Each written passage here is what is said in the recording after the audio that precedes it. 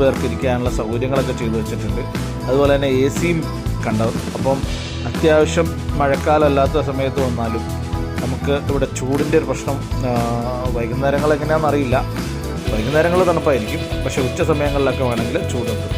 അങ്ങനെ നമ്മുടെ മധുച്ചേട്ടനെ നമ്മൾ പരിചയപ്പെടുകയാണ്. മധുച്ചേട്ടനാണ് ഇതിൻ്റെ ഓണം. മധുച്ചേട്ടൻ്റെ അടുത്ത് നമ്മൾ കാര്യങ്ങളൊക്കെ ചോദിച്ച് മനസ്സിലാക്കി. ഓക്കെ, മാക്സിമം കാര്യങ്ങളുമായി ഊറ്റിയെടുത്തിട്ടുണ്ട്. എല്ലാ കാര്യങ്ങളും നമ്മൾ മനസ്സിലാക്കേണ്ട ഒരു സാഹചര്യം ഉണ്ടല്ലോ. അപ്പോൾ ഇതാണ് കിച്ചണിൽ നമുക്ക് ഫുഡ് ഉണ്ടാക്കാം, ഫുഡ് കൊണ്ടുവന്ന് പ്രിപ്പയർ ചെയ്യാം. അവിടെ ഗ്യാസ് കാര്യങ്ങളെല്ലാം ചേട്ടൻ പ്രൊവൈഡ് ചെയ്ത് തരാമെന്ന് പറഞ്ഞിട്ടുണ്ട്. ഓക്കെ, അത്യാവശ്യം ആൾക്കാർക്ക് ഇത് കഴിക്കാനുള്ള സൗകര്യം അവിടെയുണ്ട്. അങ്ങനെ നമ്മൾ റൂമിൻ്റെ ഉള്ളിലേക്ക് കയറുകയാണ്. റൂമെന്ന് പറഞ്ഞു കഴിഞ്ഞാൽ ഡബിൾ ബെഡ്റൂമാണ്. അത്യാവശ്യം 2-3 പേർക്ക് ബെഡിൽ കിടക്കാനുള്ള സൗകര്യമുണ്ട്.